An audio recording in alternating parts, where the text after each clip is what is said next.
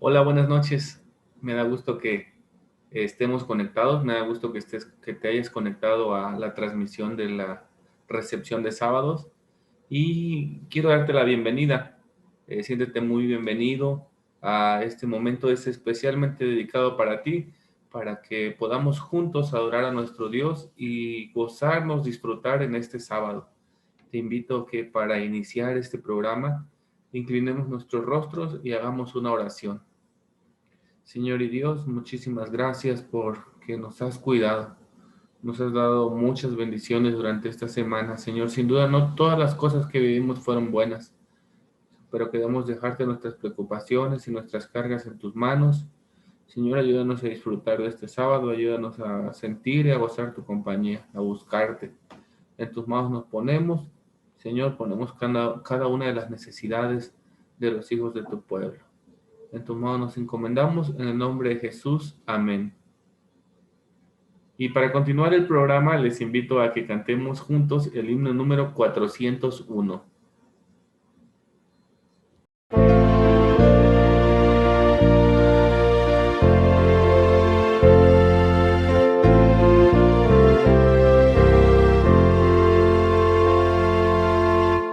Eterna roca es mi Jesús, refugio en la tempestad.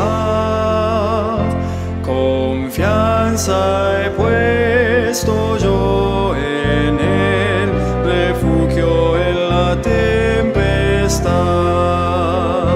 Roca eterna, nuestra protección, nuestra fuerza, nuestro Salvador, nuestro auxilio en la tribulación, consolación en el dolor. Es sombra en día de calor, refugio en la tempestad. Defensa eterna es mi Señor, refugio en la tempestad. Roca eterna, nuestra protección, nuestra fuerza, nuestro Salvador, nuestro auxilio en la tribulación, consolación en el dolor. Oh roca eterna, mi Jesús, refugio en la tempestad. Sé tú mi guía, fuerza y luz, refugio en la tempestad.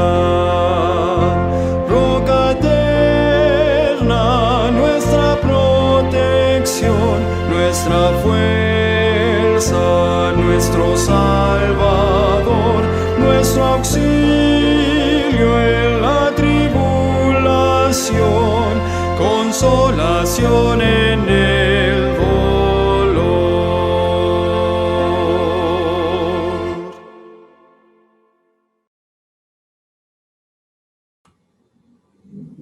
Y continuamos nuestro programa con una parte muy importante que es la historia de nuestros orígenes como iglesia adventista.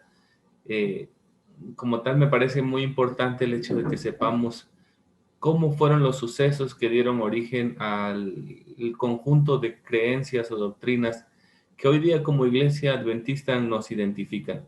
Así que es el momento de nuestra hermana Joana Gómez. Buenas noches. Hoy hablaremos de un personaje que es Carlos Fitch, uno de nuestros pioneros también de nuestra historia. Carlos Fitch, te voy a contar los siguientes detalles, no pasó por el chasco. Él murió 8 días antes, el 14 de octubre de 1844. Fue padre de 6 hijos y él fue el que ideó la estatua para Daniel 2. Efectivamente, él fue el que ideó este diagrama también de 1843, Carlos Fitch, y fue el que posteriormente se iba utilizando. Te cuento que en 1838 fue seguidor de Guillermo Miller. Él estaba convencido de sus enseñanzas, sin embargo, cuando vio que su congregación en la cual él dirigía se le iba a ser quitada porque no estaba de acuerdo con sus creencias, entonces se retractó y dejó de seguir a Guillermo Miller por un momento.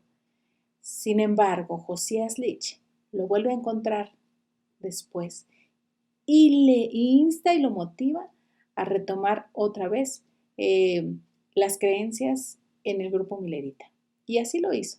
Carlos Fitch regresó a pesar de que podría perder a su congregación. Él pasó por un momento muy amargo que fue la muerte de 4 de sus 6 hijos. Y sin embargo esto no lo detuvo, sino que siguió predicando con más ahínco el mensaje que tenía en su corazón. Un evento que marcó su vida fue el que bautizó a 3 grupos de personas creyentes. Sin embargo, las condiciones del clima de ese momento no eran muy buenas, había mucho frío. Esto produjo que después de haber hecho un bautismo tan prolongado, enfermara y muriera. Esa fue la causa de su muerte. Él, como dije anteriormente, dejó a 2 hijos y a una viuda. Y ellos le preguntaban a su mamá en el momento de la muerte de su padre: mamá, ¿veremos a papá de nuevo? Porque ellos tenían la esperanza de la resurrección y de que a unos pocos días vendría Dios. Sin embargo, ellos sí pasaron el chasco. No vino Jesús y tampoco vieron a su papá. Veremos qué es lo que pasa después con este personaje. Veremos más detalles. Pero esta noche quiero invitarte que así como este pionero dedicó su vida a predicar el mensaje de Dios, también tú lo puedas hacer.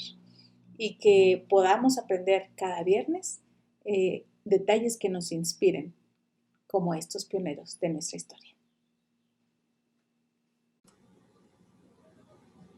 Ahora tenemos una música especial a cargo de nuestros amigos Emiliano y Mateo Montejo.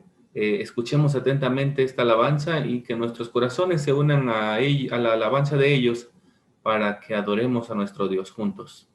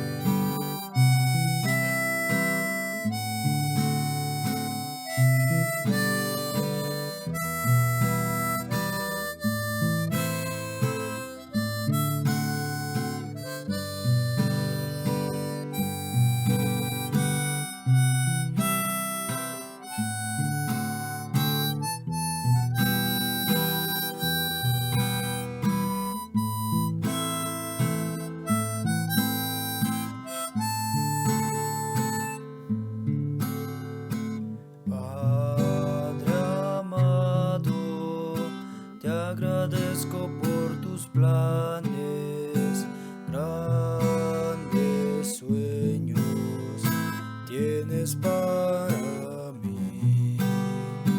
Tú me guías por las sendas de esta vida. A tu lado nada faltará.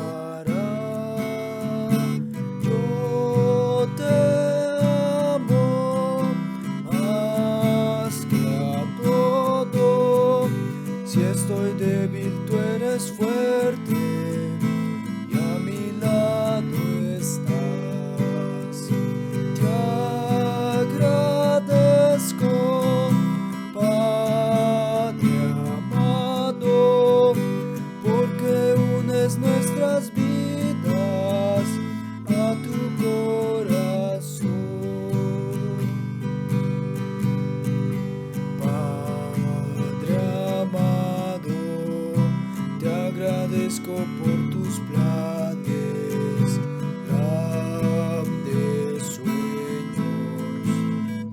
es para mí.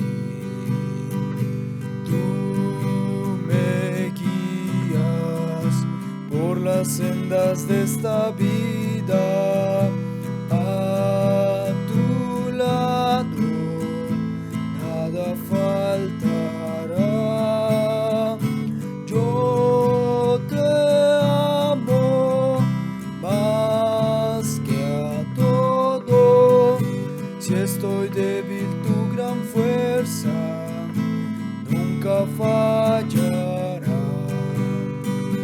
Por tu gracia te imploro que transformes hoy mi vida con tu bendición.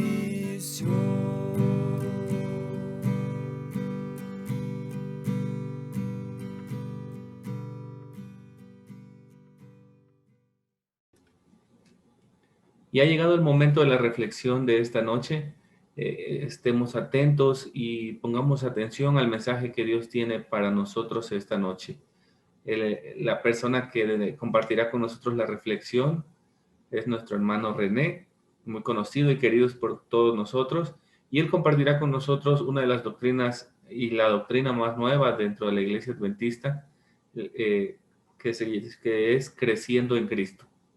Que Dios lo bendiga y que también esté con nosotros para que podamos entender y comprender este mensaje.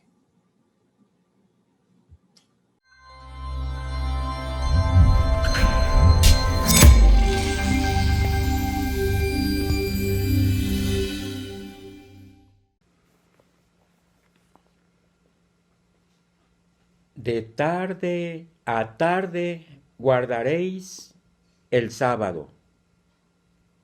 El sol ha caído tras las montañas y el tiempo sagrado ha comenzado. Que el Espíritu Santo nos ayude a que nuestra mente y nuestro corazón puedan estar en íntima comunión con el Dios Altísimo. Feliz y fructífero sábado. Mis hermanos, los jóvenes han hecho un programa que es el de estudiar las creencias adventistas del séptimo día, en lo que creemos nosotros como adventistas. Ahora toca la creencia número 11. Voy a leer la introducción. Jesús triunfó sobre las fuerzas del mal por su muerte en la cruz, quien subyugó los espíritus demoníacos durante su ministerio terrenal, quebrantó su poder y aseguró su destrucción definitiva. La victoria de Jesús nos da la victoria sobre las fuerzas malignas que todavía buscan controlarnos y nos permite andar con Él en paz, gozo y la certeza de su amor. El Espíritu Santo ahora mora dentro de nosotros y nos da poder. Al estar continuamente comprometidos con Jesús como nuestro Salvador y Señor, somos librados de la carga de nuestros actos pasados. Ya no vivimos en la oscuridad, el temor a los poderes malignos, la ignorancia, ni la falta de sentido de nuestra antigua manera de vivir. En esta nueva libertad en Jesús, somos invitados a desarrollarnos en semejanza a su carácter, en comunión diaria con Él por medio de la oración, alimentándonos con su palabra, meditando en ella y en su providencia, cantando alabanzas a Él, reuniéndonos para adorar y participando en la misión de la Iglesia. Al darnos en servicio amante a quienes nos rodean y al testificar de la salvación, la presencia constante de Jesús por medio del Espíritu transforma cada momento y cada tarea en una experiencia espiritual. Esto es lo que dice en Creencias de los Adventistas del Séptimo Día. Ahora, mis hermanos, crecer en Cristo. Para ilustrar ese concepto del crecimiento en Cristo, quiero que vayamos a la palabra de Dios, que abramos nuestras Biblias en el Evangelio según San Lucas, que lo abramos en el capítulo 19 y vamos a leer de los versículos 1 al 10.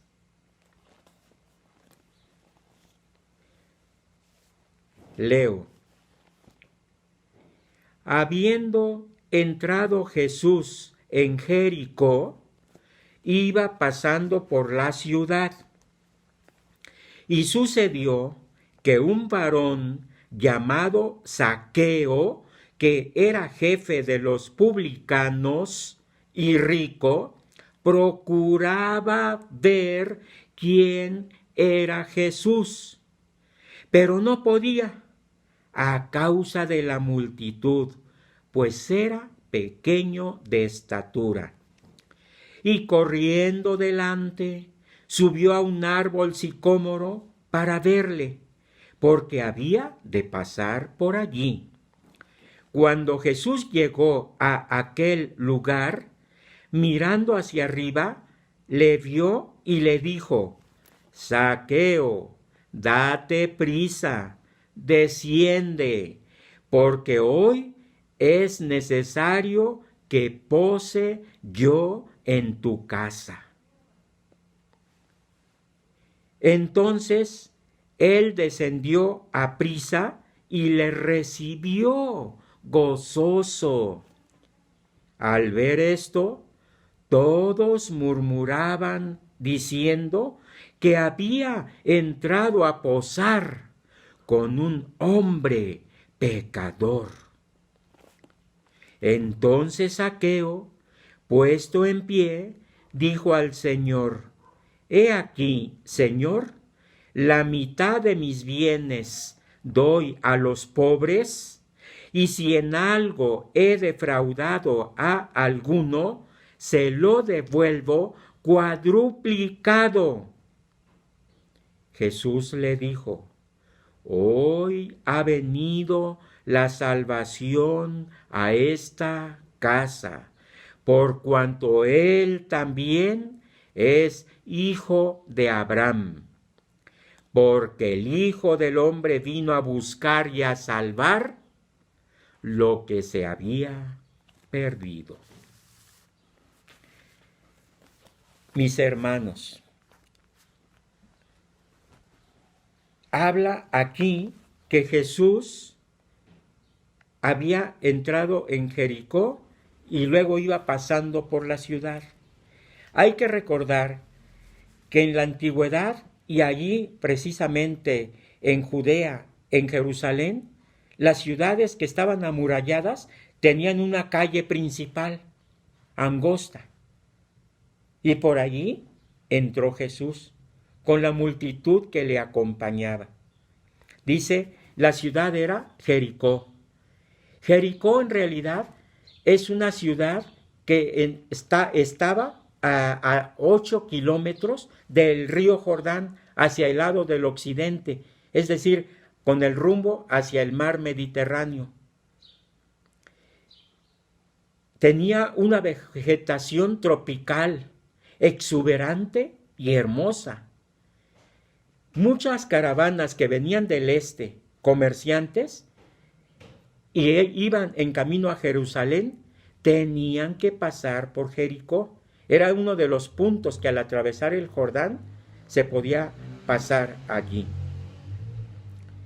Ahora, en esa ciudad había una gran excitación, porque habían oído que Jesús estaba por entrar a esa ciudad. Era esa ciudad un gran centro de tráfico comercial. Como estaba cerca del Jordán y las caravanas de comerciantes que venían hacia Jerusalén o iban hasta Egipto, tenían que pasar por ahí, también era un centro de impuestos, era una aduana. Por lo tanto, había muchos publicanos en esa ciudad. Y aquí, en lo que acabamos de leer, dice que, y sucedió que un varón llamado Zaqueo, que era jefe de los publicanos y rico. O sea, Zaqueo vivía allí, pero Zaqueo no era cualquier publicano, era el jefe de los publicanos y dice que era rico. Ciertamente, los publicanos eran aquellos que cobraban los impuestos para transferirlos a Roma. Pero cuando alguien era rico, Roma le concedía esa concesión de cobrar esos impuestos y él podía contratar a otras personas para tenerlas y cobrar esos impuestos. Era el caso de Zaqueo. Se había enriquecido. De por sí era rico porque pudo comprar esa concesión, pero ahora se había enriquecido mucho más. Ser publicano en realidad era ser sinónimo de injusticia, de extorsión. El concepto en que se le tenía a Zaqueo era un concepto de que era una mala persona, de que era un ladrón, de que si tenía dinero y si era rico, era por la injusticia que había cometido al robar a sus conciudadanos. Era judío, pero era odiado por los judíos. Lo habían expulsado de la sinagoga, a él y a toda su familia. Pero él era el director de la recaudación de impuestos de esa región y de los derechos aduaneros en esa región fronteriza. Los publicanos estaban respaldados por el poder de Roma. Pero dice la Biblia también que Zaqueo procuraba ver quién era Jesús. Procuraba. Es decir, hacía esfuerzos, hacía diligencias para poder ver quién era Jesús. Anhelaba mirar el rostro de aquel que había oído cosas maravillosas, que a nadie rechazaba, que se hablaba de un joven rabino Galileo muy diferente a los rabinos que él conocía. Él anhelaba ver a Jesús. Muchos años antes, algunos años antes, Zaqueo había oído allí, cerca de Jericó, en el río Jordán, la predicación de Juan el Bautista. Y le había impactado lo que Juan había dicho. Y esa palabra de Juan, como levadura, empezó a trastornar, a trastocar el corazón de Zaqueo. ¿Sí? Y en realidad, Zaqueo había empezado a hacer restitución a algunas personas a quienes había extorsionado. ¿Sí? El Espíritu Santo lo había llevado a que él fuera transformándose en su vida y a que amara a Jesús. Por eso procuraba ver quién era Jesús, ansiaba conocer a tan renombrado personaje, a ese gran maestro. Esa era su gran oportunidad, ahora que se sabía que Jesús había entrado a Jericó. Dice que era pequeño de estatura. Zaqueo, cuando vio la multitud que venía por esa calle principal, corrió, pero como era chaparrito, sabía que no podía ver a Jesús de esa manera. Corrió hacia adelante, a la salida de la ciudad, en la puerta de la entrada, subió a un árbol sicómoro. Un árbol sicómoro se dice que tenía ramas extendidas, bajitas, y se subió a una de esas ramas para ver pasar a Jesús. para ver pasar a Jesús. Pero dice el versículo 5 de Lucas 19, que cuando Jesús llegó a aquel lugar, mirando hacia arriba, viendo a Zaqueo que estaba subido en ese árbol, ¿sí? Le vio y le dijo: Zaqueo, date prisa, desciende, porque hoy es necesario que pose yo en tu casa. Oh, para él fue como un sueño pensar que el gran maestro, ese joven rabino maestro de Galilea, seguido por las multitudes, le hablara, se supiera su nombre y que le dijera que ahora iba a posar en su casa, cuando él era detestado, cuando él era rehuido por la sociedad allí en Jericó. Como en un sueño, bajó del árbol y caminó al lado de Jesús rumbo a su casa. Pero empezó a oír el murmullo de que decían, dice, entonces todos murmuraban diciendo que había entrado a posar con un hombre pecador. Zaqueo, dirigiéndose a Jesús, le dijo: Señor, he aquí, la mitad de mis bienes doy a los pobres, y si en algo he defraudado a alguno, se lo devuelvo cuadruplicado. ¡Oh, qué tremendo, mis hermanos! ¡Qué tremendo! Por Zaqueo nadie daba un quinto desde el punto de vista espiritual. Nadie sabía lo que estaba sucediendo en la vida de este jefe de los publicanos. Pero su corazón se había convertido, se había transformado. Y la acción de decir, de confesar su pecado, de que había defraudado a alguien, pero que ahora la mitad de su fortuna, que no toda había sido producto de la injusticia y de la extorsión y del latrocinio, la mitad de su fortuna la daba a los pobres. Y ahora, a los que había defraudado, se los iba a devolver con 4 tantos. En el Antiguo Testamento se dice que si alguien había robado a alguien, tenía que devolverle el doble de la cantidad de lo que había robado.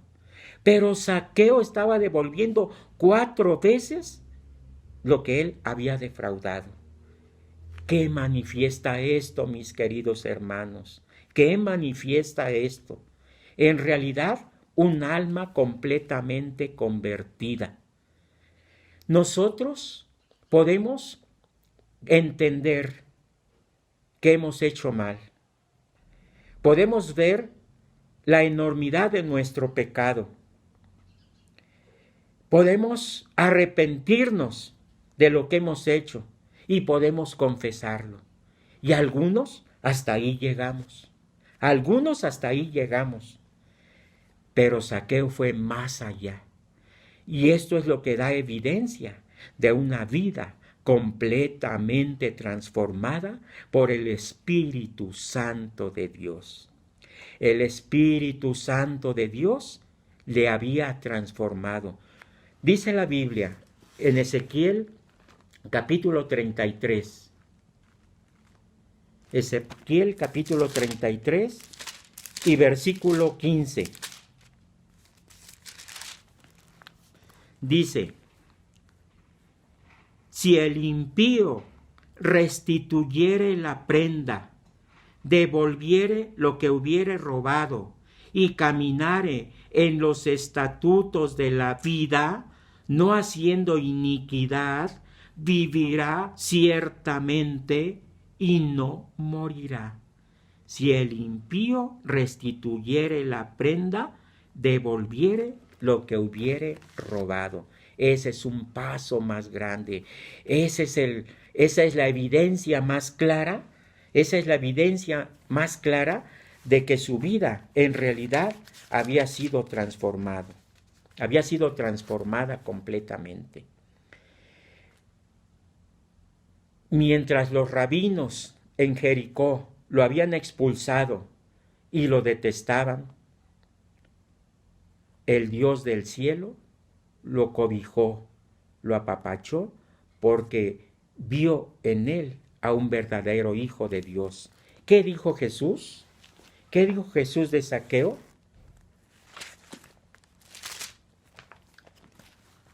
Jesús le dijo: hoy ha venido la salvación a esta casa, por cuanto él también es hijo de Abraham.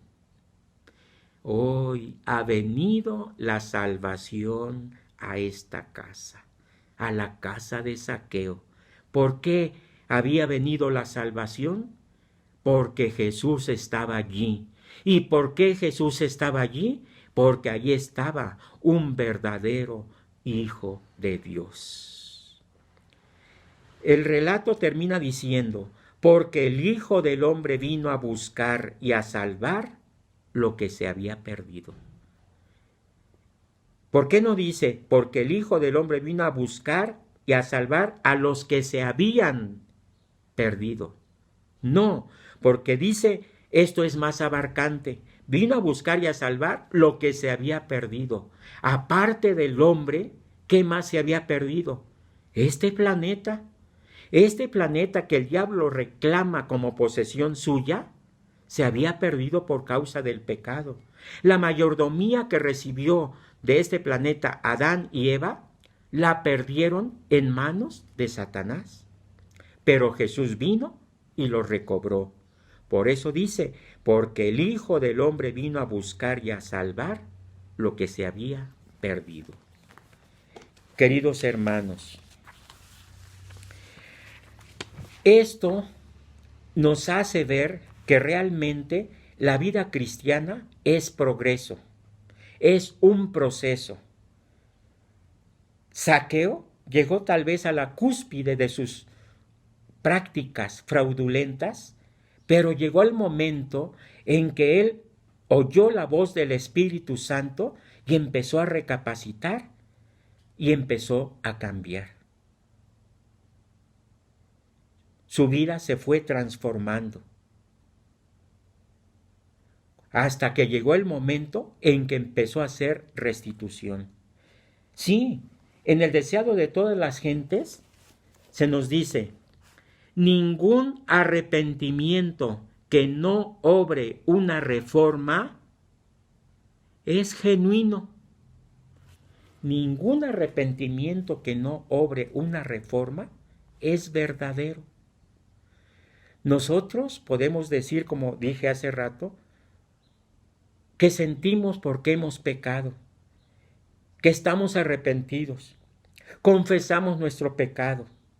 Pero si nada más llegamos hasta allí, no hemos avanzado en nuestra vida cristiana. Si no sentimos dolor por aquellos a quienes hemos herido, porque el pecado es eso. El pecado es provocar dolor, es provocar heridas en aquellos con quienes nos relacionamos. El pecado no es la simple violación de la ley. Esa es la definición del concepto. Pero en el fondo es que hieres, es que magullas, es que molestas, es que lastimas a alguien. Eso es el pecado.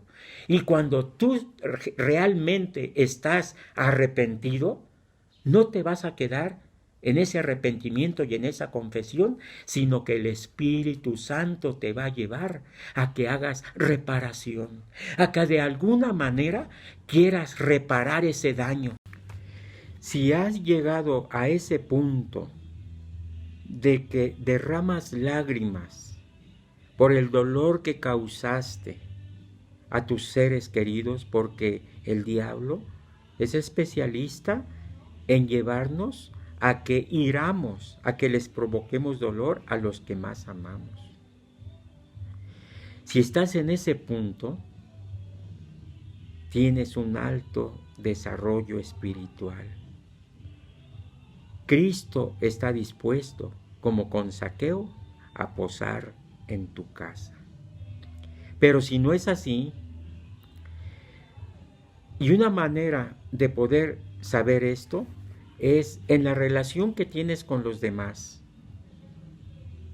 ¿Qué sabor dejas? ¿Están contentos contigo? ¿No les causas molestia? ¿No les impones lo que tú crees que es lo correcto?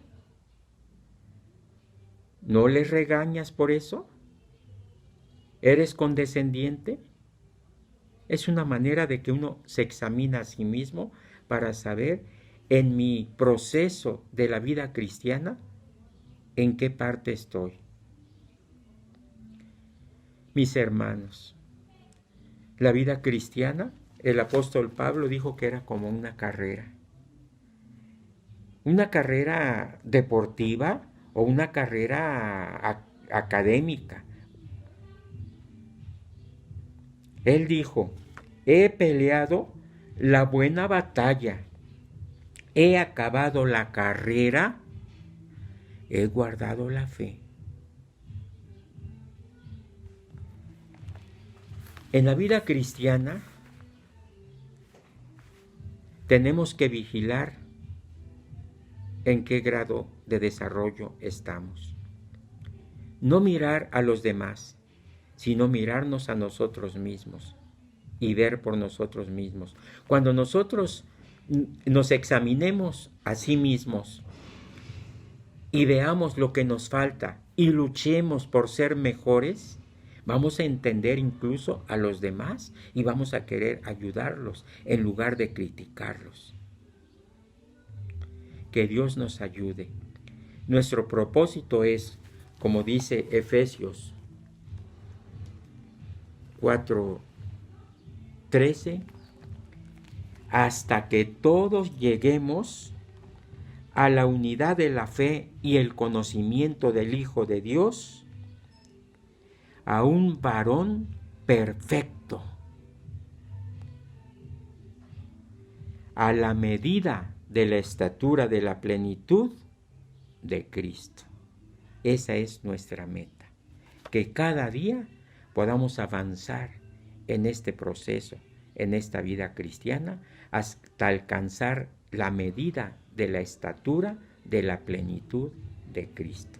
Que Dios les bendiga, mis queridos hermanos.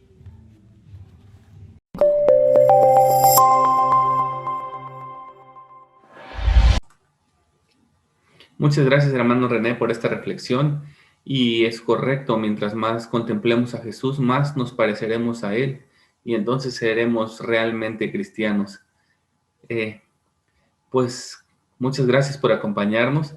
Les reitero que pasen un feliz sábado y no nos despedimos sin antes entonar juntos el himno Sábado es. Cántalo de tu corazón, ahí donde estés. Si tienes oportunidad, cántalo en voz alta. Que Dios nos bendiga y nos vemos en un momento.